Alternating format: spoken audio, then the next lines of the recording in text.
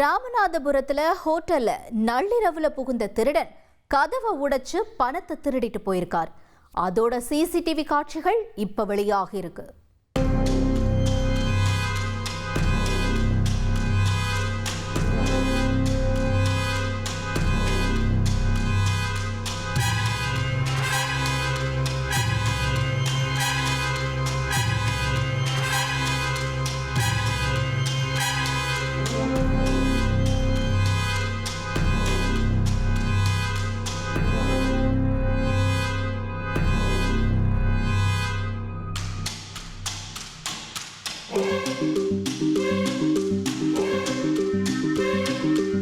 இருசக்கர வாகனத்துல சாலையை கடக்க முயன்ற முதியவர் லாரி மோதி பரிதாபமா உயிரிழந்திருக்காரு.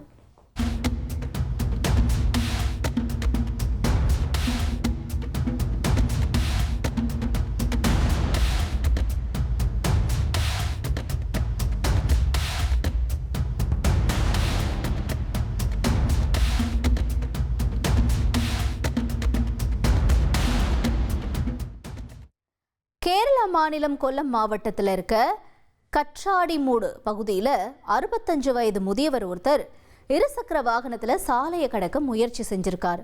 அப்போ அந்த வழியா வந்த பார்சல் லாரி அந்த முதியவர் மேல மோதினதுல தூக்கி வீசப்பட்ட விஜயன்கிற முதியவர் சம்பவ இடத்திலேயே பரிதாபமா உயிரிழந்திருக்காரு. உங்கள் தந்திவன் தொலைக்காட்சியில் செல்வி தினமும் பிற்பகல் 2 மணிக்கு காண தவறாதீர்கள்.